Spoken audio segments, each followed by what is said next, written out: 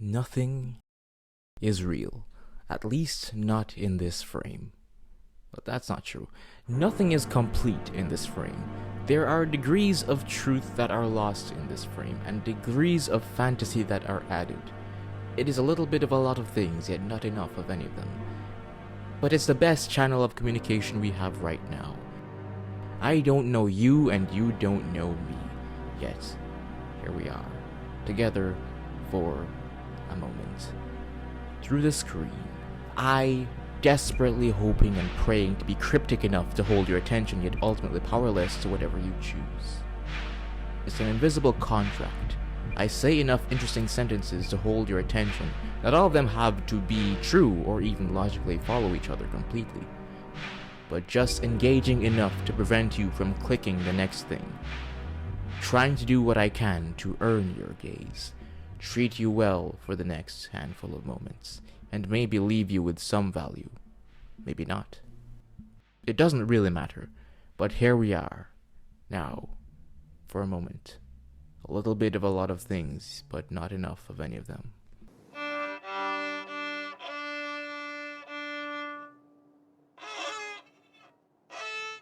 What on earth was I doing? I saw the first season of The Rehearsal when it aired back in 2022, actually having just finished Nathan Fielder's other show, Nathan For You. There were a total of 38 episodes between both Nathan For You and that first season, most of them being half an hour long each, but it was immediately clear that this strange person has a better grasp on the capability of television as a medium of storytelling than basically everyone else who has ever existed. You're a little funny. Okay. Kind of mean, but Mean? you lied to every last one of them. It's business, right? This season, when I was seeing the promos, of course, I was hyped just to see the show come back, though I didn't know exactly where he was going with it. Let's work together to save some lives. Airplane safety seems like such a random topic. Eerily relevant, sure, but kinda, I don't know, odd even for him, especially as he is, in the end, a comedian. Brian Wolf claims to be the best private investigator. When I looked him up on Yelp, he had 0 reviews. When did you first know that you like to snoop? No, it's not really snooping. I mean, it's not. You know what I mean? It's observing. Snooping. We call it observing. Nathan For You is a comedy show that aired on Comedy Central where he's satirizing reality shows like it. Okay? I don't give a about Yelp. The plan? Give Wolf's Investigations their first 5-star Yelp review. And the first season of The Rehearsal elevates the satire to sociological experiment art while still maintaining a satirical nature, but the premise of this new season was unusual. The Rehearsal is a show where Nathan Fielder stages scenarios that allow participants to rehearse for real-life scenarios so they can be better prepared. For example, like this conversation's going pretty well, right? Okay. So that's no accident. Everything that's happened so far today, I've rehearsed it dozens of times. He uses actors and sets to perfectly replicate these scenarios that these people might find themselves in. Wow. Wow. The first season primarily followed him have a woman rehearse for the phenomenon of motherhood, trying to have a husband and child, but in the end, it devolves into Nathan getting himself involved, the woman soon being removed from the equation entirely when they don't get along. Do you know sketch comedy? Yes, I You know have to- that. I watch Key and Peele. Leaving us asking the question of if this entire scenario was a large dollhouse experiment by Nathan to play God for a while and capture his own insecurities using these people and their lives, and how this experiment affects those people. And it's very funny. I love you, Daddy. This season, however, confronts us with the facts of the very real and consequential problem of airline safety, and the possible systemic corruption and bureaucracy of the aviation world. Nathan, for some reason, has become very interested in this and uses the billions and millions given to him by HBO to shoot his documentary, where he genuinely seems to investigate and do something about this. Only problem is, about halfway through the first of 6 episodes of the season, he realizes something. I was given this money to create a comedy series. Help. we were over 10 minutes into this episode with 0 laughs. I don't think I personally have witnessed in real time with so few episodes so much discourse and discussion happening over a single show. More than that, a comedy show. If you were using social media, particularly a place like Twitter or Reddit when this show was airing and weren't watching it, you'd be forgiven for believing that we were all under mass hallucination or something, and in a sense you'd be right. With every episode, discourse would be sparked about how much of a genius Nathan Fielder is, and how this is unlike any show that has ever existed, and that's because it's true. I'm very hyperbolic. People like me tend to be very hyperbolic, especially when discussing media, which sucks because this is like the first time it's actually been true. In my time, at least. I've been caught up in hype storms. Everything Everywhere may or may not have had me under a little spell at the time. I do still think Spider-Verse is the greatest animated film of all time, though. But The Rehearsal and this season is genuinely some of the most unique television I've ever seen. The only thing I can compare it to is Twin Peaks, which is a show that I wouldn't have experienced airing when it did, to appreciate what it was doing then. But I just wanted to get the Glaze session out of the way, because I don't want to be trapped in the hallucination for too long. What I am more interested in is what is being said, or maybe what is not being said. One of the points of discourse that was going on Reddit was, well, precisely this point. Nathan Fielder is a comedian. His end goal is first and foremost to make us laugh. And yet we've all quite effectively been made to elevate Nathan as this great artist and this show as this great work. But it's all a bit. Nathan is playing a character. A character based on himself, maybe, but it is a character. I do that too.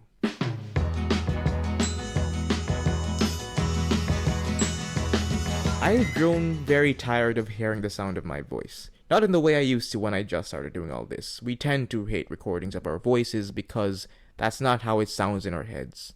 There's actually a reason for this. When we speak, the vibrations from our voice boxes travel directly through our bones and reach our ears, whereas with a recording, you're hearing vibrations that are filtered and have to pass through your mouth, through the air, before they eventually reach the receiver. You're only hearing it through one avenue, air conduction.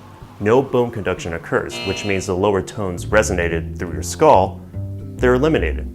So the higher pitched version of your voice is, unfortunately, what you really sound like. Yeah, that's definitely more annoying than I would hope my voice sounds. The tragedy of it is that this voice that you're hearing in the recording is what you probably sound like to others. Everyone outside of your head. You could say in one sense that the voice in your head is your own in a true sense, but in a functional sense, your voice is that in the recording.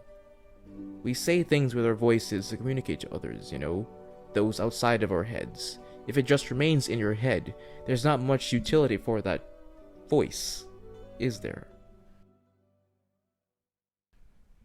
Nathan Fielder is one of the few artists, particularly for a medium like television, whose whole body of work is generally viewed as a narrative arc.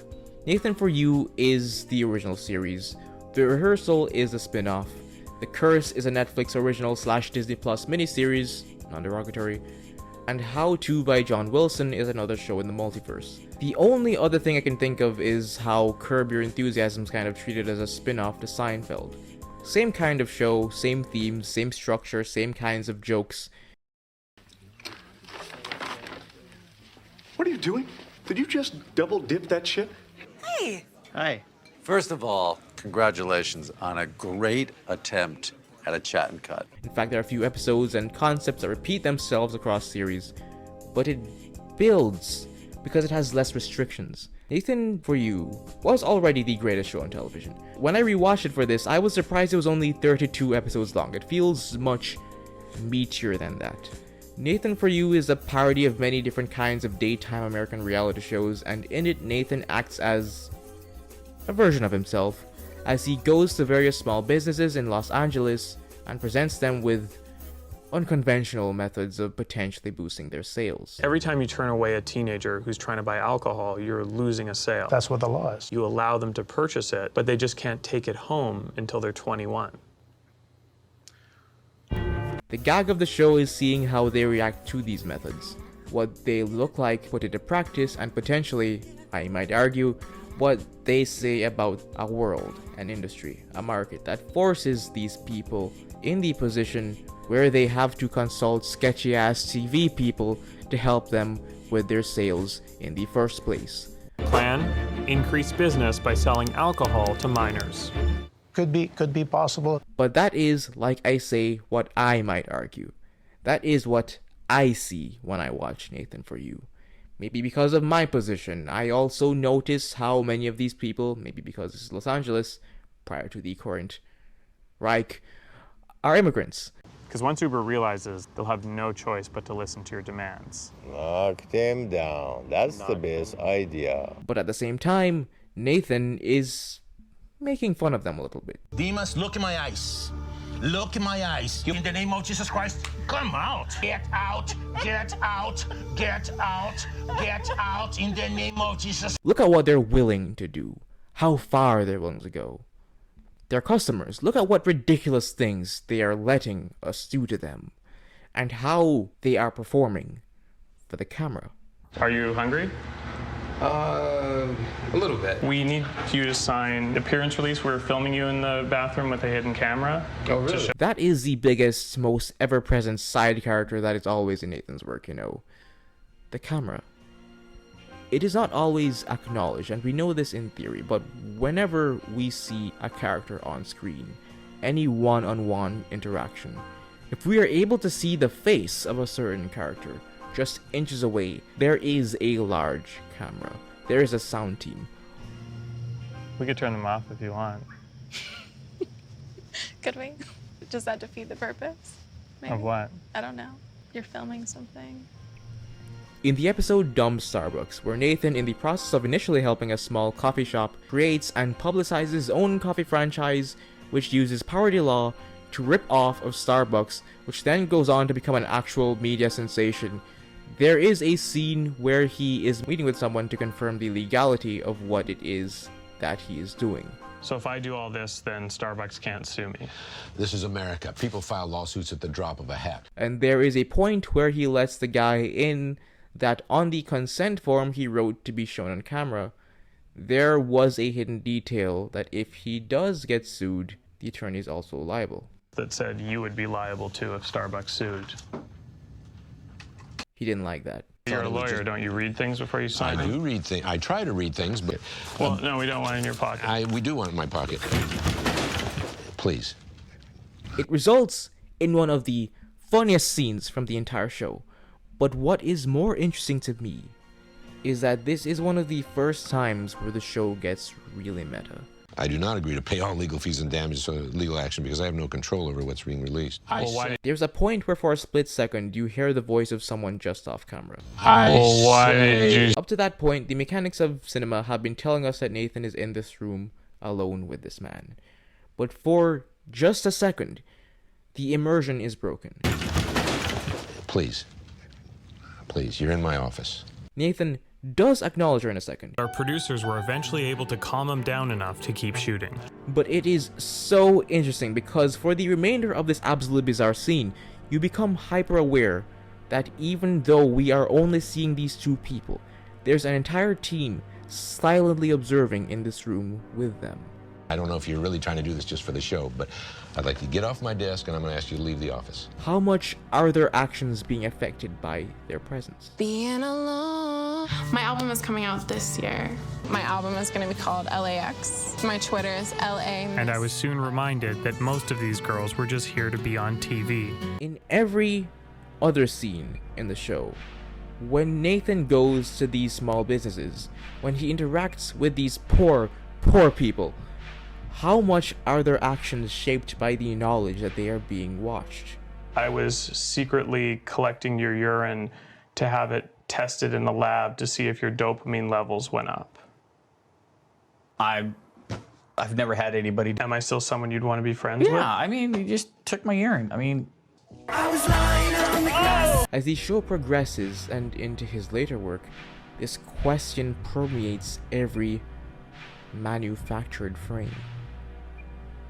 I've gotten used at this point to hearing the recording. I've heard it enough. I've made peace with it. I try to articulate myself, enunciate my words, knowing that they're going to be heard. I'm kinda sick of it now, though. I've heard it enough, and to be quite honest, it's begun to sound indistinguishable from the one in my head. I'm sick of it now. I've grown quite tired of the topic of myself. I think I've taken it as far as it can go. There's this phenomenon that's pretty common, where in your late teens you get really pompous because you've learned a lot and those things are first really starting to solidify themselves in your mind. Especially if you're of the social demographic that goes to college or university, you start to get smarter, or rather more educated on certain things than your parents, and you no longer see them as adults but regular people. Then as you reach your early 20s, it's like a system reboot or something, or maybe your brain changes size. You have all the knowledge that you did in your late teens, but now because of all this new life experience, your brain changes to accommodate for all this new information, and you realize, once again, how little you actually know. I started this thing in my late teens and I'm now in my early 20s, which is why for some time now I've become a lot more interested in listening than speaking, in reading than writing. But of course, that's just a feeling. I know intellectually that I am worth listening to. You're going to hear some opinions and perspectives from me that you likely won't hear from others, for a few very specific reasons. I was both the best and worst person to solve this problem. But it is a very frightening feeling when you realize how easy it is to get a lot of people to take the things you say very seriously, without needing any real qualification or anything. You're a person with a microphone, or a camera. Maybe you talk well. Maybe you have elaborate costumes. Maybe you're just really entertaining. Maybe you're funny. Don't cite me in your school papers, kids. Inside all of our anatomies, there's a part that's a liar and a part that's a cool guy. And I feel like if you really work on yourself, within a few years, you could even be the one trapping people on boats. You shouldn't be laughing right now. You are crazy. No, I'm normal. You're very manipulative and conniving, and I don't like it. Nathan Fielder is a comedian. He's a comedian who makes comedy shows where he bullies people, but also portrays himself in a strange light. Yeah, you can't be out here at all. I realized too late that hiring a handsome host was a bad idea. But even with Tony in the house, when the women arrived, I got super nervous. In Nathan For You, Nathan portrays himself as this very self-conscious, awkward little guy with crippling anxiety. For all I know, you're crazy. I ought to do a background check on you. You know what you are? You remind me of the Wizard of Loneliness, because you're your own self, your own wizard. He's the Wizard of Loneliness. Look at you in a pink shirt and everything else. Oh, you're killing me. One of the arcs that we see is his fear of women. Do you like me? Yeah. Do you love me? And the many absurd scenarios he sets up to create excuses for women to talk to him. I'd hate to eliminate you so soon. So maybe I should ask again. Oh, do I love you? Yeah. I love you. Oh, you do? I do. But of course, it's all a bit. In actuality, Nathan was married, up to about halfway through the show's run. I was married for 3 years. Didn't know that. He's always pulling your leg, as is the job of any good comedian. But there is always a bit of truth there. I've been told my personality can make people uncomfortable, so I have to work to offset that. Humor is my go-to instinct, but every joke is a gamble. How he portrays himself may not literally match the reality of his life, but it is a version of truth. It is a version of himself. The show is communicating things. There are narrative arcs, but those narratives may not always match reality in a direct way. I found myself strangely surprised by my own confidence. There was something about being in another person's skin that made all my social anxiety vanish. In Curb Your Enthusiasm, comedian Larry David, co-creator of Seinfeld, plays a version of himself. Comedian Larry David, co-creator of Seinfeld. All right, you stole my outgoing message. on my answering machine. What are you, crazy? How long? I mean, this is so... What are you, nuts? I know. The gag of the show, as was the gag of Seinfeld, where alleged comedian Jerry Seinfeld played alleged comedian Jerry Seinfeld. What I'm saying isn't fucking rocket science. Jerry, you shouldn't be dating a 17-year-old girl when you're 38. 1738? Is watching this man interact with the minutiae of the everyday in very petty, unconventional ways. Hey, Ray! How you doing? Good. Why didn't you say hello to him? You know him. I know. He wanted to do a stop and chat. I didn't want to do a stop and chat. Stop and chat? Where do you come up with these things? Stop and chat? For Curb, I separated into two shows. That which aired in the early 2000s, and that which aired in the 2010s to 20s. Curb Your Enthusiasm was a formative show when I watched it at the age of 16, because it was the first time I saw the detachment I've always felt from societal convention acknowledged and in many ways, validated. This is our friend Richard Lewis. Thank you for your service, bro. Oh, thank you. What a hero you are. Thank you for your please. service. Oh, thank you. The real heroes are still there. But... Hey, nice to meet you. In Curb, Larry's character always acts on the thoughts we tend to have when dealing with small social inconveniences or confronting societal conventions with unwritten, agreed-upon rules. They thanked him. 3 people thanked him. Why do I have to thank him? Fuck, how hard would it have been? Thank you for your service. Does everybody have to thank him for his service? Now you've ruined everything, Larry. And in those early seasons, he's right about half the time. Hey, listen, I'm having a birthday party on Saturday night. You guys are all invited to come. Yeah, and no gifts, okay? No gifts. There may be a scene where, after explicitly being told not to carry gifts to Ben Stiller's birthday party, he turns out to be the only one who doesn't carry a gift. Let me ask you something. Did you guys bring a gift to this thing? Yeah. See, He said no gifts. nobody means that. You took that seriously. You don't... Of course I did. Then everyone gets mad, and Larry's a bald asshole. And also, thanks for no gift, too. I seem to recall somebody inviting me to a birthday party and saying no gifts. Come on, Larry. Everybody knows that's bullshit. Bullshit. Yeah. This makes no sense, but it is one of those societal rules that even if they tell you not to carry a gift, carry one anyway. Yes, I have been in this exact situation. It makes no sense. Then there will be other circumstances where Larry is undeniably in the wrong and is just plain being petty or selfish or manipulative. In the latter seasons of the show, he's just a petty old man and he's wrong almost all the time. What? Ooh, there you go. Somewhere between... What the fuck? But in either case, I think the show acknowledges these unwritten social rules that most of us just take for granted. Then there will be some different circumstances where the social course of action isn't exactly clear. If you're meeting with your boys, play a game, and someone finds out their relative is in the hospital. Yoshi tried to commit suicide. What? He tried to commit suicide. Cedars-Sinai. I gotta leave. I'll be back. There's an unwritten rule there, but it isn't exactly clear.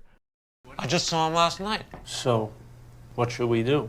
On one hand, it seems like, obviously this is a serious situation, and just going on playing games isn't socially appropriate, but also... We are here. That's true, because... You did tell her to stay, and... A pizza is coming. Got a Pizza coming. Selfish bastards. He didn't actually kill himself. He That's just true. tried. That's a good, very good distinction, because... He's here. Thank God. Okay. I'm gonna see what else is in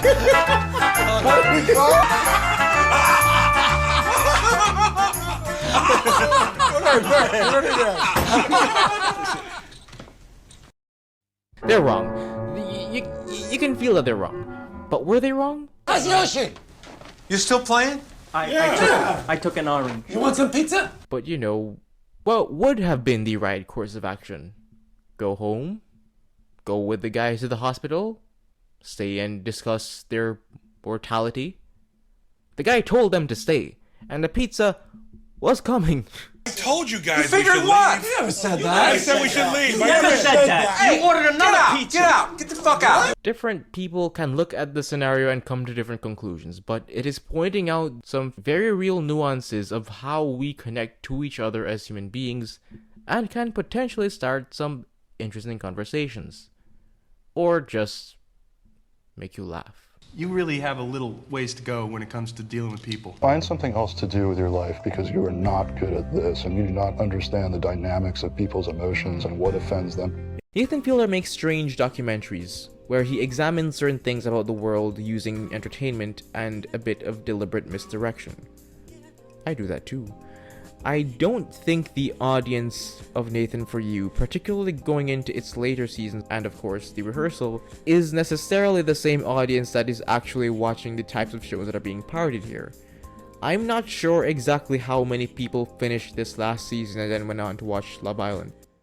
I'm not sure how many people watch this kind of thing on YouTube and then go on to watch Kais and Nat. Yet we occupy the same spaces. And I don't think he's trying to speak to those people either. People who watch reality television are people who actually have lives, and can afford to consume passively and uncritically indulge in a bit of mind poison for a while. People who watch The Rehearsal are the types of people who write lengthy essays about The Rehearsal and what it has to say about the current state of consumerism, and that all discourse has been poisoned by irony and meme wars instead of going outside and hitting the beach like a well-adjusted 21-year-old. Yet I really wasn't planning to make anything about The Rehearsal, because it all just seems so obvious. If you are in the demographic of The Rehearsal, you don't need me to tell you how brilliant it is, what it's saying about entertainment and performativity of self. But we do enjoy passively consuming content that reaffirms our beliefs about things. There is a great catharsis in it, and it's not necessarily a bad thing, especially for a show like The Rehearsal, where, if you're like me, there's absolutely no conceivable way where you have anyone to talk about this to in your real life. This did work on a dog. Fuck. That is what this platform rewards. That is, and has been for a long time, the ecosystem of it. I used to watch explain videos like 6-ish years ago, until I realized that they, on the low key, had been robbing my own ability to interpret things myself. That was when I really started writing and analyzing media for myself, and found great joy in it. There is something really thrilling about just diving into a topic and not quite knowing how the essay is going to end. But it's also kind of frightening. This isn't the structure of a traditional essay where you open with an argument and the rest of it is support for the argument. Here I'm actually seizing your hand and taking you down a thought rabbit hole. But it's also kind of frightening because there are no guarantees about what you'll find in there. I generally use certain principles and contexts to guide my rabbit hole journeys to ensure that there is a relative level of safety, while still keeping the thrill of adventure. But still, you never quite know what you'll find in there. I know there are many people who view essays, video essays, like reports, and those who make and structure them like reports, where it's easier to navigate exactly where it is that we're going, to chart the arguments and come away with something. But I don't know. I'm a storyteller. I like stories, and that structure's never been the most exciting to me, at least not in this frame. When I want to read a journal article or a book, I read a journal article or a book. I have been reading a lot of articles lately. I mean, you can make good money having people smoke in here. Right. But you could make millions with a hit play. That's possible, yeah. The episode, The 808 Club / Smokers Allowed, can be seen as a soft pilot to The Rehearsal. When helping a struggling bar, Nathan suggests that they use a legal loophole to market the place as the only bar where smokers are allowed, by having the patrons consent to being in a play. To make it work, he actually has to market it as a play and get an audience to watch, and they kind of enjoy it. Oh man, they were awesome. Yeah, They were awesome. It's so funny because it's like so nothing in a way. These are regular patrons just doing what they're doing, but because they are seen, it becomes a performance. So Nathan has a plan to actually replace all the patrons of that night with actors who dramatize the events of the play and rehearse to embody these real people, to then stage it in front of a relatively packed audience. And in the rehearsal, we get one of the most memorable scenes from the entire show. Look into my eyes and say, I love you. I love you. Say it again. I love you. Again. I love you. It is agonizingly painful to watch. Again. I love you. Again. I love you. But it is very interesting. You have tears in your eyes. Oh, really? Yeah. In a sense, everything we're seeing, including Nathan's own performance of himself, is staged. It's a joke. This is just in line of the Wizard of Loneliness character, but I don't know. What did you think of the play? Okay, it was a little boring as far as I was concerned, but So you didn't like it? not particularly. But I realized that maybe there was still a way to get the feeling I was hoping for. So, what did you think of the play? I loved it. Say that again. I loved it. I knew this wasn't real, but her looking at me in the eyes and saying these words was strangely satisfying. When Nathan takes this concept and uses it for the rehearsal, we see him peer into the lives of others once again, but it does have a slightly different tone. Unlike the glimpses and very wacky voyeuristic tone of daytime television, it feels more reflective. In the official pilot, Nathan helps this man who has to confess a secret he's been holding from his friends, and to do it, he entirely reconstructs his home, the bar he goes in to do trivia games, and hires an actor to play his friend he's most nervous about confessing to. Well, I don't understand why you felt the need to lie about your education. I mean, it's really messed up. Well, Is this what you think a friendship is? Recreating this man's entire world as much as he possibly can, to get into his mind as much as he can, to help him to overcome this hurdle. One of the what? Biggest failures of my life. I'd pre-planned for an elderly swimmer to interrupt us, in the hopes that it would convince Core I was ready to share more had the moment not been ruined. It is the most invasive thing I've ever seen on television, but it is aware of that. I wasn't sure if my portrayal of vulnerability was convincing. From Nathan For You, and especially in this show, Nathan edges, and I would argue fully breaks all kinds of ethical boundaries, just perhaps to acknowledge that they exist. Most of these ethical questions are the building blocks of reality television, and perhaps entertainment as a whole. In these shows, Nathan doesn't really want to help these people. This is for a show. This is entertainment.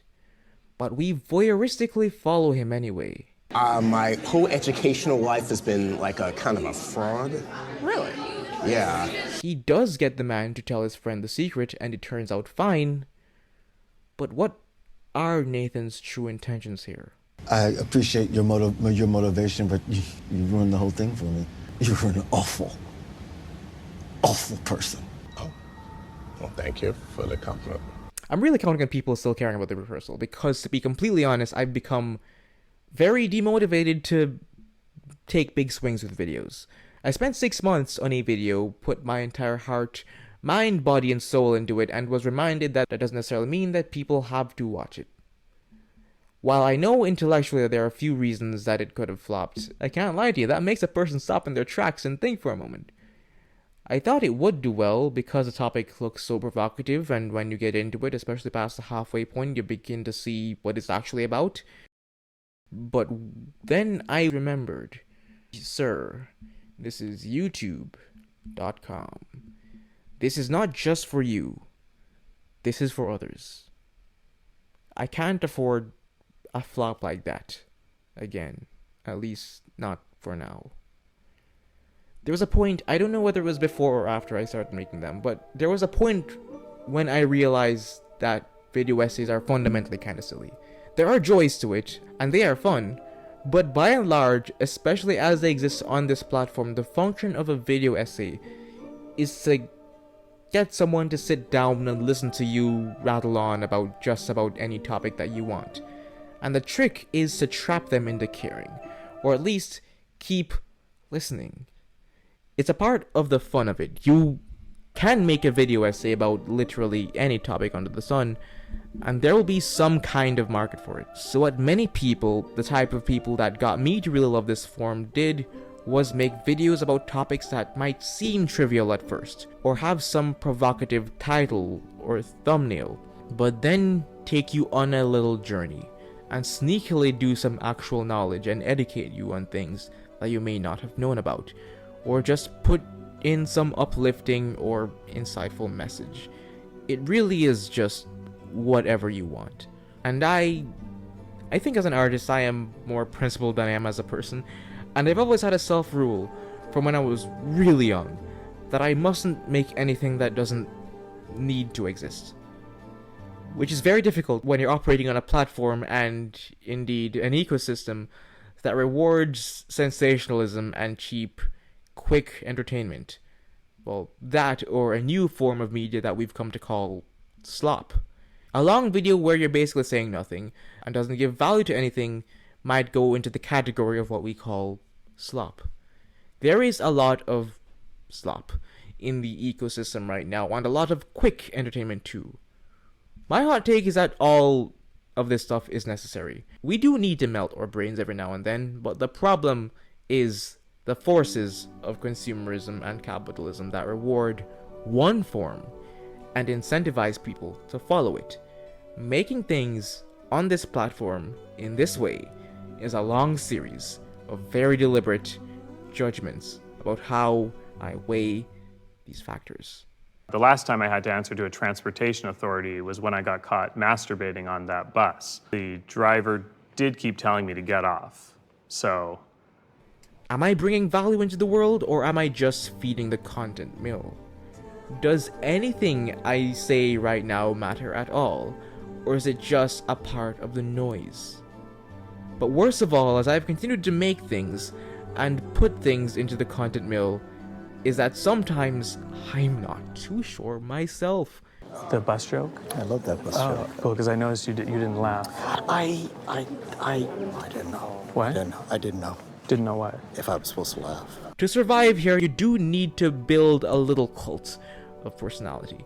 So inevitably, no matter what I put out, generally the majority of my core fan base will like it. But I've also been on this platform long enough and seen in the larger world that just because you've gotten a bunch of people around you to believe the things that you say doesn't make them true. But in my defense, the driver did keep telling me to get off.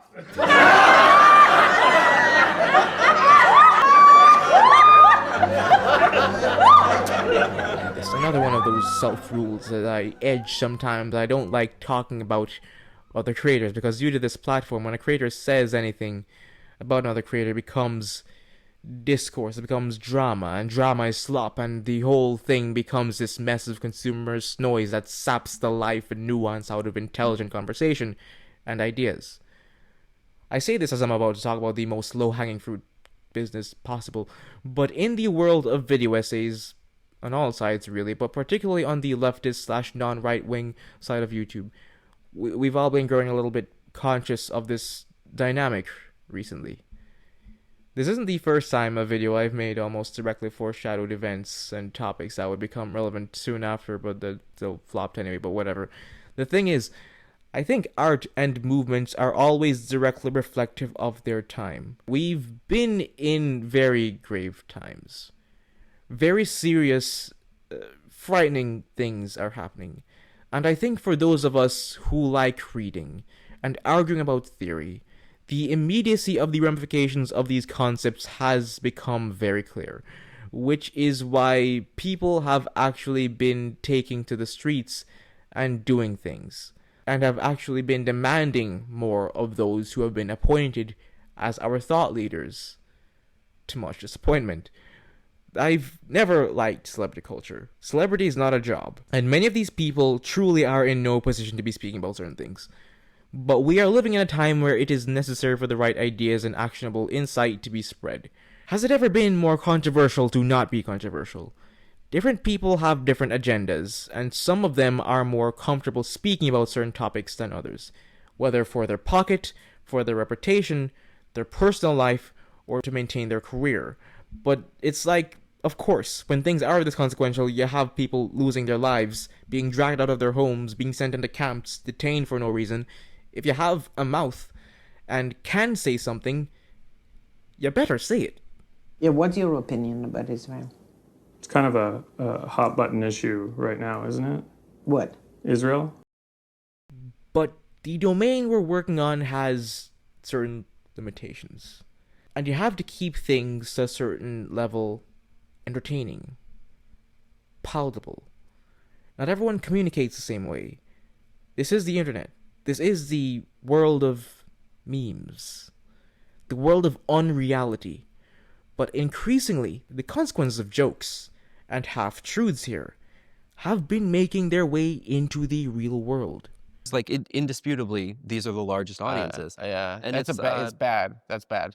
I don't think it's a good thing, but it's unmistakable, and I don't think it's possible for the legacy media to, like, trust, or for people to trust the legacy media again. So we're kind of just in this position that we're in.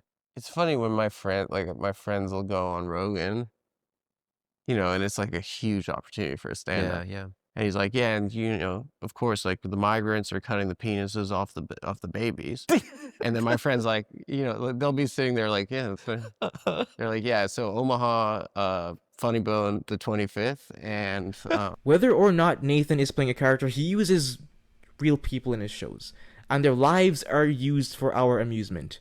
Very obviously, Nathan, for you, the people he deals with are made to be spectacle, but in the rehearsal, it gets more complicated.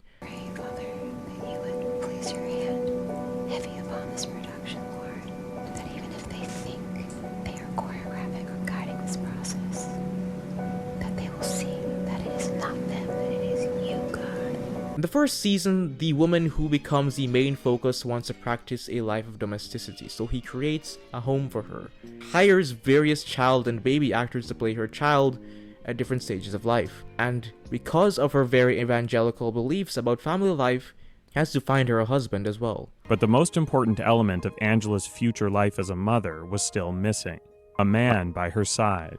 The man who we land on is Robin. I made a few bad decisions and ended up totaling my Scion TC at 100 miles an hour. Oh, wow. Yeah, I found myself upright. That's a testimony.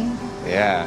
He is also very Christian in interesting ways. 33 miles, still empty. Jesus Christ was crucified at 33. 55 on the mileage. Oh, okay. Big change, transformation, and grace. But hits it off with Angela, our protagonist. At least enough to participate in this experiment. I don't want to talk about Robin more than I need to, for the very reasons I am going to be communicating here in this section. But we, as the audience, realize very quickly, as Nathan does, that Robin is a bit of a strange bird. Quit fucking tripping on me, bro! God bless you, bruh. Good then! What was that about? I'm just telling him the truth, and this demon doesn't like the truth. Which is the norm for just about everyone who agrees to be involved in a Nathan Fielder project. Have you drank your grandson's pee? Yeah. Why? I was scared. What do you mean you were scared? Yeah, sometimes you're scared for something. What are you talking about? But when rewatching this, I realized for the first time... Took a little bit of weed, or...? I can drive. You don't have a license plate? No. But don't you need a license plate to drive? No. That Nathan might have, in a rare case of humanity for his shows, used his power as the god of this world to organically get him out of the show. Keep him crying, don't let up. Okay. And even if you wish for the best, they often end up disappointing you. I need a good night's sleep. What about me? Maybe for Angela's safety. You think you're gonna have sex with her Who tonight? knows? The door's open, I guess. I don't know. But of course, Angela herself and Nathan would get into conflict as the show progressed, as he had to step in and play husband. You ate feces. You ate the child's feces. Angela, it was a chocolate bar. I don't care. Their religious differences, Angela being a devout born-again Christian, and Nathan being secular Jewish, I hadn't been to synagogue in years because it's so boring. Would create conflict in how they raised their pretend child. Judaism denies that Christ came and died for us. What's your favorite movie? I love the movie Apocalypto. I think Mel Gibson makes really good movies. Until Angela herself decided to step out of the project, ultimately deciding that the project was just a little bit too much. today. He likes to What do you think? manipulate people. It's hard for him to be honest. Nathan has a problem with lying. He lies a lot. You lied to every last one of them. This itself calls the point of the show into question. Okay, I just feel like this whole experience was supposed to be about me, and now all of a sudden it feels like it's becoming about you. As the whole project was made for her, yet he progresses with it anyway, taking care of the child himself, until he comes upon another problem. I don't want to leave. Oh, it's okay. We'll see. We're We'll gonna see come you back and see soon. him Yeah, again. yeah, I can see you. Oh, it's okay. It's scary to imagine raising a child when you always know that a single misstep on your part could ruin their entire life. I say the rehearsal is more reflective than any of Nathan's other work because this is an element of his stuff from Nathan For You. When I show this to you, what do you think? Do you want it? Nope. Nah. Oh, yes, sir. Sorry, guys, that was the president calling. And he just told me that owning this toy is now the only proof you're not a baby. The way he uses kids for entertainment. The plan was working great. I need this. I don't wear diapers anymore. Because I don't want to be a baby, I said. There have been so many episodes and plot lines where the whole gag is, let's watch Nathan scar these kids for life. And I'll have exactly 90 seconds to free myself before the claw on this robotic arm undoes my pants, exposing me to an audience of children. We know this, but here for the first time, Nathan uses his own show to reflect on this casual practice he does. Hey, What? You don't have to call me Daddy, you can call me Nathan, okay? No! Don't be silly! Nathan is not the first and definitely won't be the last person to exploit children and casually scar them for life for the sake of entertainment. This is, after all, one of the pillars of both reality television and entertainment media as a whole. This is one of those things I suggested earlier where he crosses ethical boundaries just to make a point that they were there. But it goes beyond the kids. Again, I don't want to get into too much and participate in what I'm critiquing, but Robin has since, because of his appearance on the show, become kind of a lol cow. And he doesn't seem to be... He was always a little... So with those posts, all you motherfuckers can see. You can see and know that I'm actually crazy. So what you say about me is true. I'm crazy. I'm crazy. I'm crazy! He seems to have gotten worse. Maybe because of the attention. There are several scenes, both in this and the later seasons of Nathan For You, where a character voices criticisms that Nathan may very well have for himself. Sorry. What family life? You know we're not your real family, right? This is your work. All of this. You designed this office to look like a war room, dressed me to look like a Nazi, pretending to want feedback. Also, Mr. Fielder, where does your sense of altruism come from, where all of a sudden you want to save lives? You're known for pranking. Why are you here, huh? Why are you doing this? Are you really trying to help me? Or am I the silly part that you talk about, huh? Is my life the joke? But it's fine because it's all entertainment. Because if this were real, you would have some sort of emotion. Do you want to feel something real? Yeah. That's sad. Maybe we can try just a nicer version of the interaction there. Okay. Nathan can hide behind the unreality of his performance to give us glimpses of truth, glimpses of real criticisms, but hide under masks. He's still the narrator of the story. He still has authority over the final cut, even if he isn't afraid to portray himself in less than a completely positive light. His character is still in his control, and your takeaway as the audience is whatever he wants it to be. Remember, I'm still just an entertainer. Well, what do you think I am? What do you think they are? What do you think the theater is? It's all entertainment. At some point, I had to accept that I was a comedy writer. Show me the greatest tragic actor or the lowest red-nosed comic in burlesque, and I'll show you an entertainer. We're all I think I've always made my stories and my art to work through real stuff on my mind. and try to understand the world around me. I like art house films on the avant-garde. I like sad endings. I'm accused of being a snob because I genuinely am less stimulated when consuming escapist, fun things. I like sitcoms because they ease my anxiety, but I treat them almost like drugs because I don't do drugs, unfortunately. If you catch me in public, you will almost definitely think I hate you, or am contemplating ending it all. If you've seen me smile, it's because you're very close to me, but by default my face looks like a scowl. But from when I was very young, I realized people think I'm funny. I'd say something and people would laugh, and I wouldn't really know why. My mother made a whole Facebook blog thing when I was small where she would report on every time I said something funny. But the humor was mostly because I was the one saying it. I'd say things in ways that no one would even think of in their lives, and it was funny. I soon learned how to lean into that. Every now and then I see like a glimmer where I'm like, is he serious or not? Because yeah, people ask me all the time like if I'm really awkward in real life, you know? Yeah. Like, I always give them like the same answer. Like it's like half. Like like I'm definitely a little eccentric, but then I also exaggerate it for the videos, obviously, to be funny. Yeah. Is that kind of what you do? I don't think so. I think previously in my life, yeah.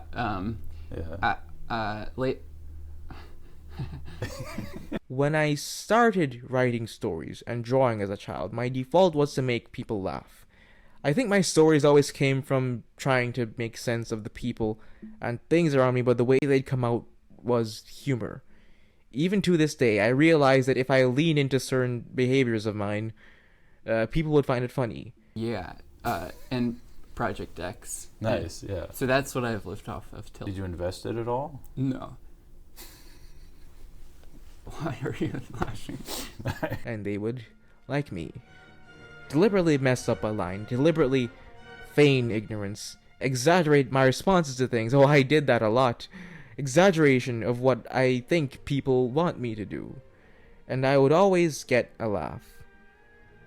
One of my all-time bleakest moments as a child was when my bougie prep school was donating something to a public primary school, and last minute I was selected to be the one to present. Because I was in the school government, the student government and all that. And as I was there on the stage, the principal announced that I would make a speech along with the presentation. I didn't know that. So you know what I did? I wasn't nervous.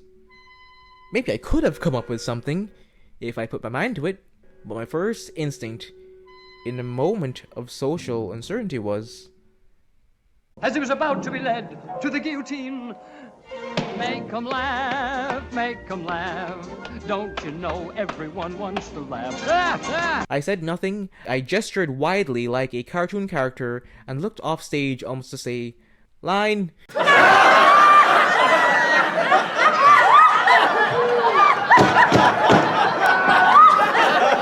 The whole school erupted with laughter. Students, teachers, even the other school. Everyone, except for those with me, on stage. Ugh! Ugh!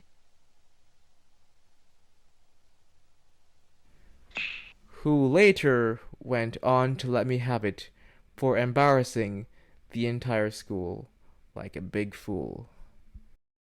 I got my laugh though.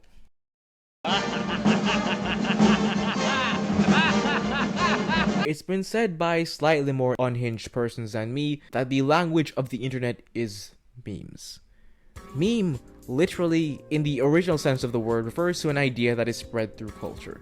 And the way that internet memes function specifically is through shared knowledge. Whether the really old version where it's relatable posts, or those videos or trends that went viral, the life of a meme is in the shared knowledge of those who spread it. The way that you win people to your cause is to spread your ideology through memes. Whether deliberately or not, through irony or post-irony, the internet fundamentally is structured with a removal from reality. Any ideas that exist on the internet are filtered, shaped, and changed through the mimetic language of its channel, its medium, its time, its space. Because it's an extension of the traditional media as a whole, mass communication is a form of communication, and communication is the spread of ideas from one person or body to another. The spread of memes is the sharing of ideas. And the ecosystem of the internet thrives on these shared, understood ideas. Any actual insight is brought using the already understood ideas. You follow people across platforms and identify them based on an image, their brand, one that you already understand. You recognize the thumbnail style, faces, certain mimetic words, and you engage with them through your already understood knowledge of what these things mean. You click on a channel, typically you go there expecting a particular kind of thing. You see certain words in the thumbnail. That signifies to you what to expect, and the spread of information and knowledge uses these memes, encouraging users to engage with them in different ways. Another issue where I'll bend my rule but be vague enough to not get sued is on the internet, the most devastating, ongoing, widely broadcast geopolitical event will be shrunken down into what is essentially a battle of memes between two streamers. Genocide, functionally on the ecosystem of the internet, becomes a team sport. Yet the meme may legitimately be used to spread some useful information and knowledge to people who may not otherwise have been interested in this event, but may click onto a video expecting drama. They come for the meme, but actually come away with some knowledge, or some devastating misinformation. I don't want to get sued, but I believe all parties involved reportedly agree that what Israel is doing is unjustified, and while the way this information is spread reduces it to passive entertainment and makes me want to vomit, some genuinely good, productive outcomes have come from using this meme war as a method to pull attention. The most important thing, though, is to hook your audience emotionally, which is then used, please don't sue me, to rally an audience to act based on the meme. I mean, I do the same thing. I'll be making a long-form retrospective where I talk about a childhood show that means a lot to me, and slip in a section about Palestine. I talk about movie ratings and my struggle making sense of strange times. I can't help but talk about Palestine. Even in this section, this video is about meme wars and strange reality television, yet I've, once again, found an excuse to talk about Palestine. You may have clicked to passively consume content about a show that's very popular right now, but for a few moments, I force you to think about Palestine. On the side of people I don't like as much, memes are used quite effectively to rally their causes as well. They can spread memes of Haitian immigrants eating dogs and cats, or talk about transgender aliens in prison, then publicly admit that that stuff is not founded in reality at all, but that is not as consequential as the story of it happening. But it wasn't just a meme. Create stories so that the American media actually pays attention to the suffering of the American people, then that's what I'm going to do, Dana, because you guys are completely letting Kamala Harris coast. You just said that this is a story that you created. So then the eating dogs and cats thing is not accurate. As the meme. Trans people don't have to factually be doing anything to anyone in bathrooms, but the possibility is enough to have people accept it as reality. But the factuality of that is not as important as the narrative in people's heads. The meme is based on a truth that is believed by those people, and they use that version of truth to spread their ideas to those who either don't know better or simply believe in an ultimate, grander narrative. The narrative is more important than the literal facts.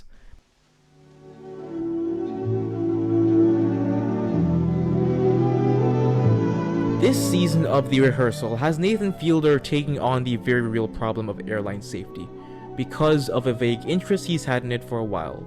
The The problem is, though, he is a comedian making a comedy show for HBO, which needs to be funny. How will he be taken seriously?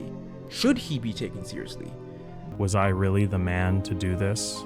This season takes a couple steps further than the last in its exploration of human beings and how they interact with each other. I found that talking to people who were going through the same thing as you helped me realize that it wasn't so weird what I was doing. Nathan theorizes that the commonality between these crashes is miscommunication. So the show, in a sense, functionally uses airplanes and piloting as a metaphor for navigating life. A captain shared with me that when a pilot talks about their feelings, they need to be very careful. Any way that it could get to the FAA, things they can just revoke your medical certificate. And as soon as your medical certificate is revoked, you are grounded. It follows the traditions of Nathan For You and the first season, where Nathan time and time again meddles into people's love lives and possibly ruins some relationships. But here we lean further into the concept of performance and performance of self, and how that self interacts with the world around it. Because I said a lot of the same things like she did, but she would get, she gets pretty high rating, so... The way that she did everything, the way that she was, just her aura. How do you change that? In a sense, Nathan is the pilot of the show, and everyone on it is his passenger. After that last season, he tries to be more careful about their safety, though he will still edge some ethical bounds to make a point. The concept of acting itself disarmed everyone in its presence, and the actor gets a free pass for virtually any behavior. But that's just it, In each episode, Nathan is just trying to make a point. He's doing a bit. There may be glimpses of what may very well be truth, and how he's feeling, or how he's engaging with an issue. But the point is to make you laugh. Yeah, just a man with a grudge, using his television show to smear us, instead of trying to understand us. But the point is to entertain you. I doubt he seriously thought creating elaborate sets and cosplaying as Sully at different stages of life would make him understand him. I highly doubt that Bring Me to Life was playing in that cockpit.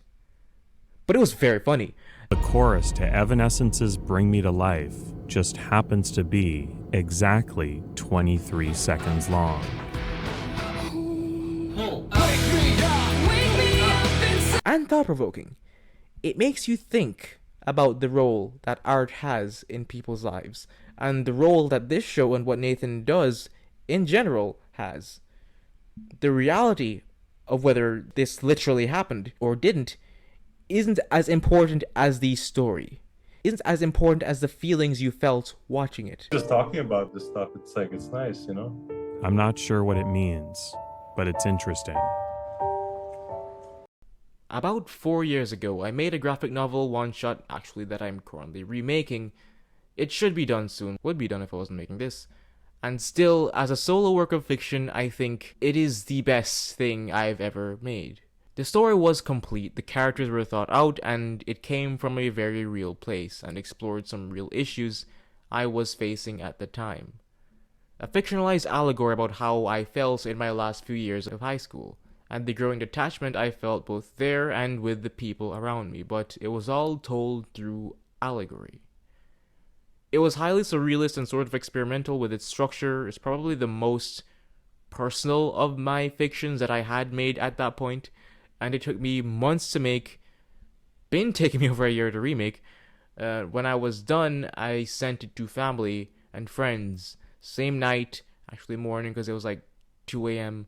It was my masterpiece, and I was still looking forward to what people had to say.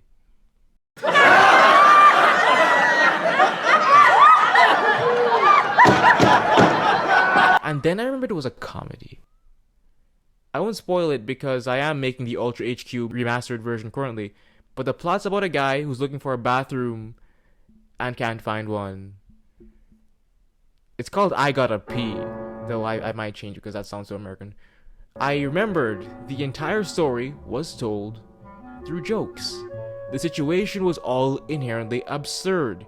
Each page had at least one punchline. I guess I spent so long drawing it, I forgot that that was literally what it was designed to be. And they loved it. They enjoyed it, you know. It was great. It was a great comedy. It is a great comedy. I plan to publish the updated version of it soon along with 2 other stories. But, you know, I got so into thinking about what it was actually about and what it meant to me that I forgot that functionally it was and is meant to make people laugh. In spite of my name, I don't believe in genius. So please don't misunderstand me when I say I'm not foolish enough to believe that I know Nathan Fielder, but the creative process he puts into his work uncannily reminds me of mine. I often feel envious of others, the way they can immerse themselves in a world with so little effort. There are lines here that pierce me to my soul. Look at you pretending to be serious. I've always felt that sincerity is overrated. It just ends up punishing those who can't perform it as well as others.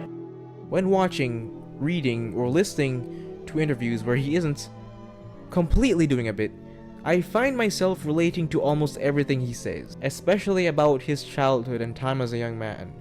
I'm not a comfortable person with... I mean, it's weird that I have a TV show because I hate being on camera, and I'm not comfortable, like, putting myself out there, which is weird in a way, but I don't know why I keep pitching projects with myself in it, but... That's bizarre, though, because you seem totally comfortable on the show. Well, when I'm on the show and I know I'm doing it for... I have a certain goal in mind, and I'm trying to create moments with people that are funny. You're like playing a character. A little bit. I think part of what the show is off camera and growing up, I had a lot of difficulty in social situations, and I would panic and I wouldn't be able to really communicate properly, and also I couldn't read subtlety that well. So if someone didn't like me or liked me or thought I was nuts, it would be hard for me to tell. So unless they said it overtly, I wouldn't know. The structure of each season of The Rehearsal reminds me of the structure I use for my video essays. He introduces you to a topic that you may or may not care about, takes it apart in some way that you never could have imagined, revealing another deeper theme, explores it through different scenarios, somehow ties it back to the main topic, and by the end, you're left with about 10 more things to think about. I don't know if I'm overhyping my own work, but that is at least what I attempt to do here. I've come to realize that my skill when it comes to non-fictional idea pondering is taking something people might take for granted and unpacking it to show it to them in another way. At least that's what I hope I'm accomplishing. But the other more crucial thing about it that compels me about Nathan's work, but has created a sense of great unease in me doing this, is an aversion to straightforward conclusions, ambiguity. By the end, Nathan wants to leave you with more to think about than you might have come with. I like that too, not only because I'm not sure that I know everything, or even that the things I think I know ultimately make sense, but I think that ideas lay a stronger foundation in people's minds when they aren't spoon-fed. When you direct their minds in the way of thinking about things, instead of telling them exactly what to think. I'm not sure I know exactly what the ending to the first season of The Rehearsal meant. Because I'm your dad. I thought you were my mom. But it's interesting. No, I'm your dad. I'm not sure what it means, but it's interesting.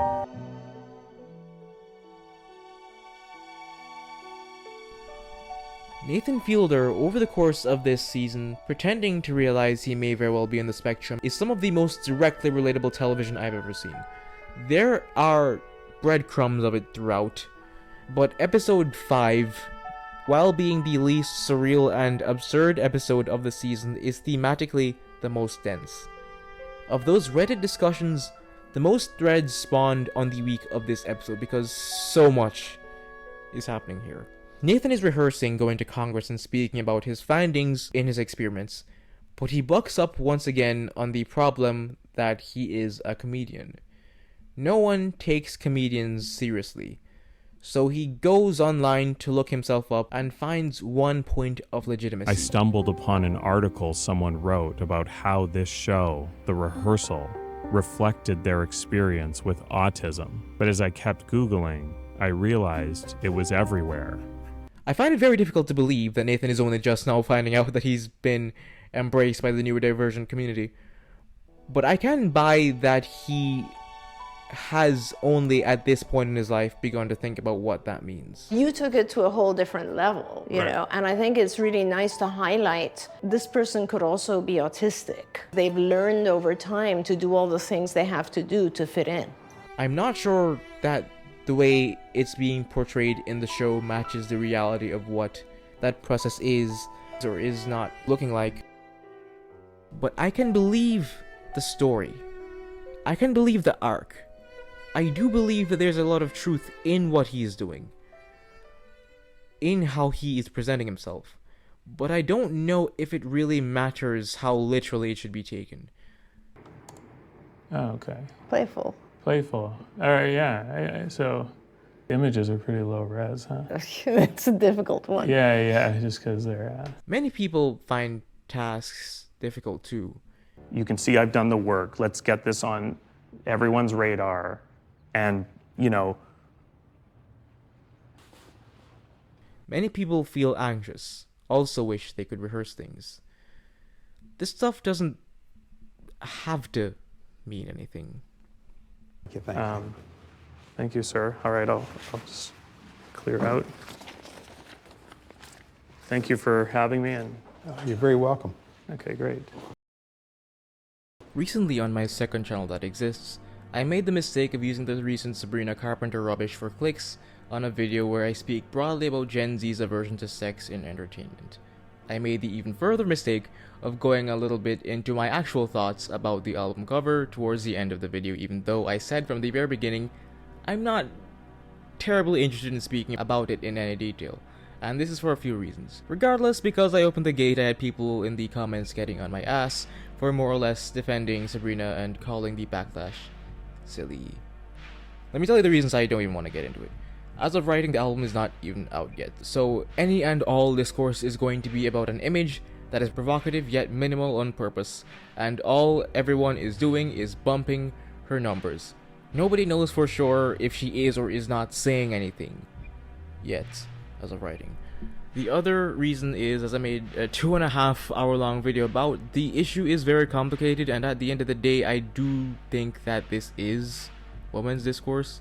The issue is a long and storied one with great consequence, one that's existed long before Sabrina Carpenter entered this world, and will probably last after she's gone. My general principle is, don't crucify people for how they engage with systems that are oppressing them. I think the issue and discourse should always anchor itself around asking why it is that they're doing what they're doing, and how it functions. That said, I do think it is useful in certain cases, especially when it is very clear that they're trying to appeal to the oppressors and sell out their own for their personal gain. But with what little we have, I'm not sure that that's what Sabrina Carpenter is doing. Might be because of my baseline respect for provocative art that gets people talking, but that, until further notice, seems extremely shallow to me. But above all, and the real reason I don't want to indulge more than I already have, is that if I'm wrong in giving her this benefit of the doubt, I'm not the one who's going to feel that. Why do I get into all of this, in spite of knowing the inevitable headache in the comments that I'm going to get? The main criticism from the side of people that believes that Sabrina Carpenter is doing us all in is that it's shocking for no reason. She's connoting this image of subservience and submission for the sake of controversy, but doesn't actually say anything about this, which is particularly harmful in times such as these, when women are under attack. And the thing is, I can see that, but I disagree, and it has everything to do with what I've been talking about. I can see a very clear message in there. Even the reaction to the image could be read as a part of the message. But how does it function? Then, as tends to happen when I make videos where I touch upon current discourse, the plot thickened and we got the Sydney Sweeney eugenics ad. Genes are passed down from parents to offspring, often determining traits like hair color, personality, and even eye color. My genes are blue. What's a honky? And the frustration I got from that by stark contrast was how many people genuinely don't see anything wrong with it. At first, I was given pause and questioned if what I feel about that ad and the people who defend it is what those who are against Sabrina's trolling have been feeling. Because this is also trolling. Sydney Sweeney, who I guess has been appointed our generation's blonde, bombshell, white, patriarchal ideal woman, stars in a jeans ad where the camera lingers on her while she talks about her desirable jeans, which is of course a double entendre for her genetics. If you're familiar with white nationalist talking points and the concept of eugenics, the disproven science that there are certain genes that are more desirable than others and people ought to pass down desirable genes, you will immediately hear some dog whistles. Do you support Holocaust awareness? I mean, I would. I mean, why did you hesitate so much? Nah, I mean... Do you believe the Holocaust happened? I do, yeah. How many Jews died in the Holocaust? Oh, I don't know. I can't give you an exact number. I wasn't there. 6 million. Were you there? No, it was in the 40s. All right, so the number is just, what we read in books and, historical novels and things like that. But dog whistles, by their very nature, are designed to be innocuous. Only a dog can hear the whistles. If you aren't familiar with the concepts, she truly is just talking about pants. Or perhaps that she happens to be hot. Don't question where your culture's perception of hotness even comes from. But the thing about this and the Sabrina Carpenter thing is that both of them definitely are representative of the times that we're in. And I do think they are different in a few key ways, but they both use the aesthetics of evil now for a reason. I'm going to make another mistake and tell you what I saw when Sabrina Carpenter first posted that thing to her Instagram. Well, the first thought was, where has it gone? I adored the fedora and where... The take I get from the image isn't even necessarily empowering, but it might just be how she feels. The fact that I choose to give her a certain benefit of the doubt is because it's her work, it's her art, and it's her right to be expressing it in a way that makes sense to her. I don't even necessarily need to agree with everything she's saying. I'm not even a stan. I'm not even a Sabrina Carpenter fan. That's the craziest part of all this. She's not even innocent. Like, I remember that BBC comment she made that one time. What's a honky? I just don't want to be a part of the hand in the image that's holding her down. Like I said, damn thing isn't even out yet. I could be 100% wrong. If the image and its existence in the world is harmful, I'm not necessarily going to be the one that feels that. I have all that artsy stuff I can maybe project onto Sabrina Carpenter's project, but the Sydney Sweeney ad is also different for institutional reasons. Her fan base is men, many of which have claimed her as a MAGA queen, while Sabrina's is fellow pop girlies and gays. But as both of them function, they are designed to spark outrage. They are designed to draw attention. They are designed, maybe, to start conversations. But they're very ambiguous. On purpose. And as I've established before, in the context of art, I'm kinda into that. Though for an ad campaign, I may have less sympathy. But again, the consequences of these ideas, whatever they are, if they do turn out to be harmful, who's the one who's going to feel it?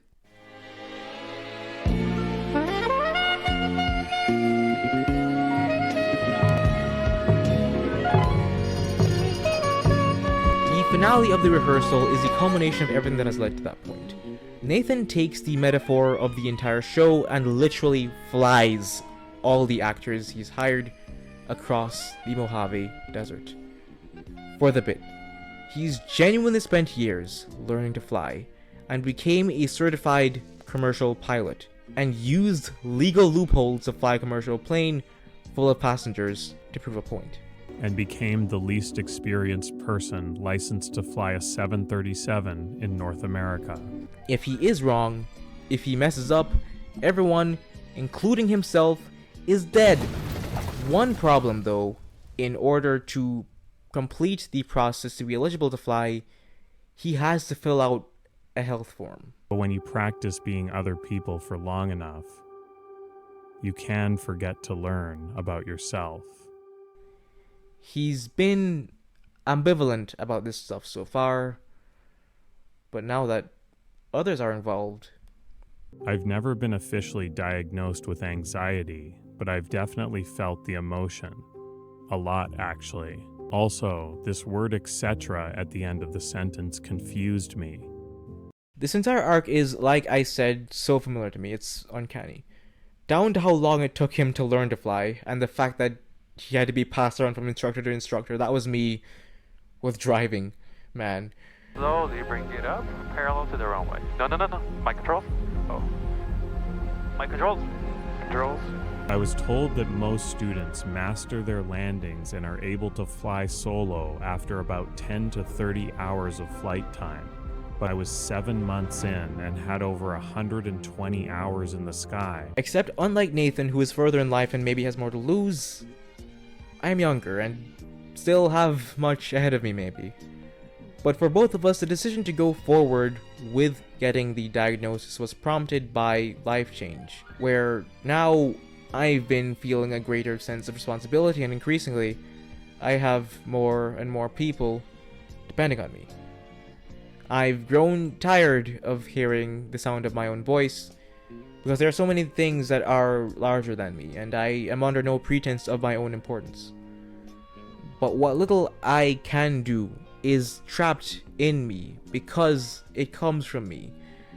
It comes from my channel, it comes from my pen, it comes from my page, it comes from my mouth. It's painted by me and my own vision, whether I am conscious of it or not.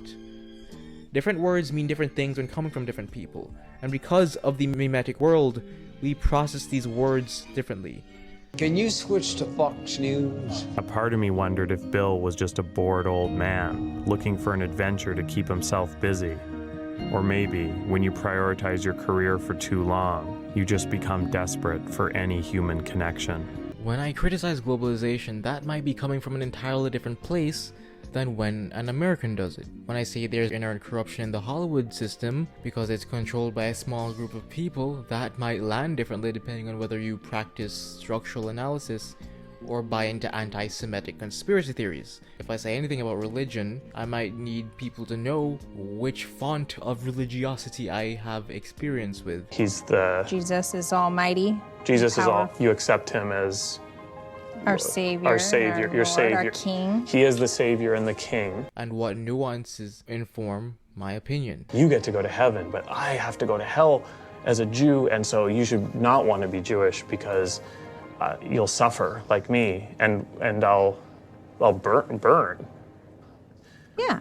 When you're put into this world, you're coded in all these different words and assigned a role that affects how everything you do and engage with is interpreted. So one scan, you can diagnose everything? I'll tell you, having done this many thousands of times now, it's a journey that people love to go through. But all of these words can be used against you. In the responses, all the pilots were perplexed as to why he would get tested in the first place. I've never fully connected with any of them or felt that anything could describe me in completion. But when the world of words absorbs you, you have to participate in it to some degree or people might get hurt. If you don't follow the instructions on this airplane, the results could be catastrophic.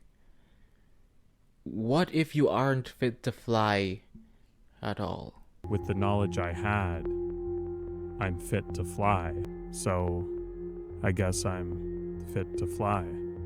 The results won't come in for a little while, but he's trained. He's used extensive legal loopholes, but he's qualified. He should be alright. When I was 13, I became interested in magic. 2, 3. Nathan Fielder is a magician. He's been doing magic since he was a child to get attention and approval from his peers. But people would always be suspicious of my performance because they said the way I moved and gestured didn't look right to them. I think I've seen that before. Okay. The role of a magician is to trick people.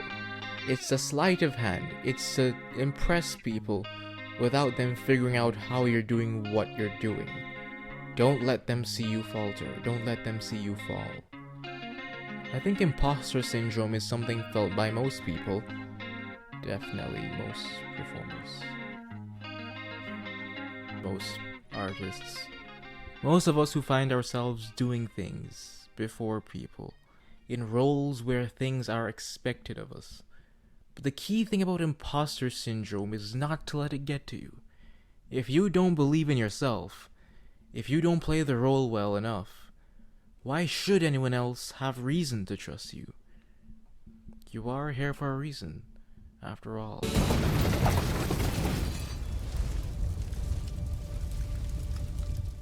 I remember the Monday morning when the results of my anxiety/autism results came in. I had just turned 21 the Thursday before.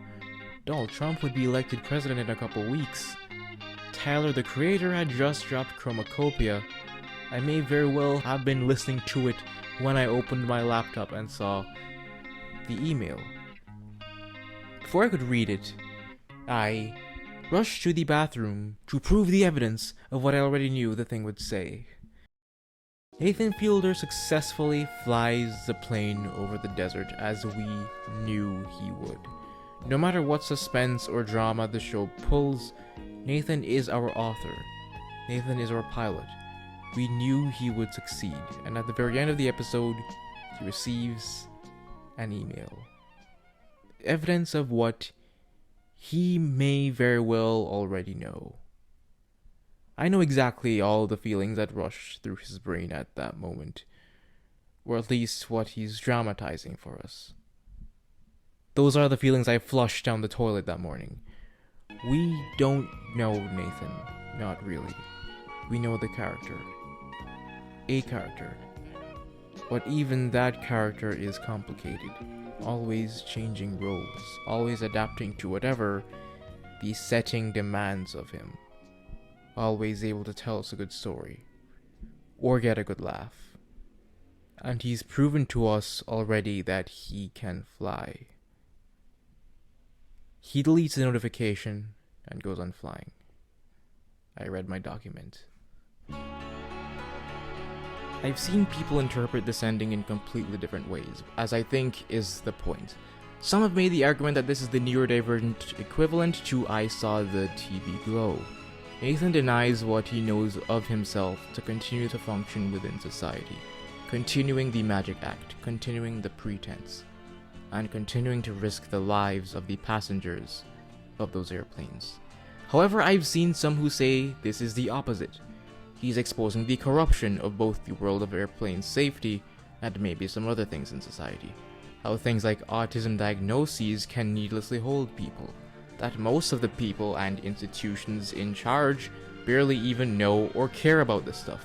Okay, are you familiar with a term in the autism community called masking? No. Nathan can clearly fly just fine. He's been living just fine. Maybe he is what we call autistic, but what does that even mean? Functionally, he's both autistic and neurotypical. He's whatever the viewer needs him to be. He lives and dies in the eyes of the viewer, or at least his character does, but he's alright. No one is allowed in the cockpit if there's something wrong with them. So if you're here, you must be fine. 100. I've grown tired of my recorded voice because it's begun to be the one I hear in my own head. On this platform, for this to be sustainable at all, and maintain a level of quality, I think I really ought to be one of those creators who uploads very infrequently. I can't afford to live here. This is no place to live. But whenever I do disappear for a while to put out what I believe to be a good quality, I get punished. It really is something when you spend years thinking about it and then months upon months pouring everything you have into one video only for it to be your least viewed work ever. Then upload the lowest effort to write. Still valuable, but there's a lot thematically I was getting into, but lowest effort thing you ever have to date written. And it outdoes that one video on the first damn day. It really makes you sit down and contemplate 2 or 3 things with yourself. I should already have finished my P comic, but I put my time and energy into Cleopatra instead. I put my energy as a storyteller into these because I'm a storyteller at heart, but when I first blew up 2 years ago, the joy I felt was, now I'll have some level of stability. The fool. That will allow me to work on my actual art. I got comfortable way too early. I realized after that one video that I haven't actually thought about getting views that much since that first year. The Sonic video I had planned ahead because I knew the movie was coming out later that year. All of my videos since initially getting picked up were, now that I have people listening, I better be valuable. I'm going to make the best art ever and change the world. But then I remembered that this is a Wendy's. The real tragedy of that video flopping was that I was hoping I'd be able to post less from here on and put more effort into each upload. I don't think this platform is good for me, creatively, intellectually, or even for my mental health. But it's what worked first. I am immensely lucky, and it is better than literally everything else. We've been in strange economic and cultural times, and more of my convictions and arbitrary virtues are being thrown back at me. I have learned the value of $1. I have grown disillusioned to the world and the systems that I am operating on. Yet in spite of everything, I still want to put value into what I do here. The numbers have been down across the board, it's not just me. I have conceded that I have to change my strategy a little bit. I'm not quitting yet. I just have to go back to the drawing board, I suppose. We are in an age of entertainment. One which does not reward effort but function. Not value but commodity. Not truth but stories. I do need to do a proper video about AI and how people are being systemically programmed to devalue truth. Something like AI is a technological embodiment of that removal from reality in favor of stories. The amount of times I've seen people just let these images slide even when the words on the image say gibberish is concerning to me. But there has arisen a greater consciousness of people who scrutinize those who've been appointed and chosen by the commodity machine to be our thought leaders. Because I think people are demanding more from our media, more from our entertainment. Not everything is bound to facts anymore, which I have divided feelings about as someone on the outskirts of things. I'm a storyteller at heart and always will be. I want to make good, useful stories. I like ambiguity because it leaves room for growth and encourages the viewer to think for themselves. But there's also great risk when speaking about very consequential things. If I'm wrong about Sabrina Carpenter following her truth or Sexy Red doing her thing, I won't necessarily be the one to feel that. I choose to be unambiguous about other things. If you're against Palestine, you're against humanity as far as I'm concerned. I've chosen to embrace being the Hollywood bad guy. Is it objectively true that Hollywood is bad? For the purposes of everything this channel stands for, yes. But there will always be things left on the chopping board. Things that can't reach and things that are put on. A little bit of a lot of things, but not enough of any of them. It doesn't mean you're a failure just because you can't get a dog to react to a diabetic attack after 4 straight months of trying. It's okay to admit that you can't do everything. Nathan Fielder knows he's a comedian. He is an entertainer, and any value he adds to the world will be filtered through the lens of entertainment. He won't change the world on his own, but he'll give you a lot to think about. This is a medium of entertainment, and what value that exists here will always be filtered in that way. I didn't make this video to reinvent the wheel. I made it to make money. To make sense of certain things, sure, but it would not have been made if I didn't want money. And I hate that. I don't know if a clown can or should change the world. I don't know if what I'm doing here makes any sense. I don't know if I've successfully imparted knowledge to you today. But at the very least, I hope it was interesting.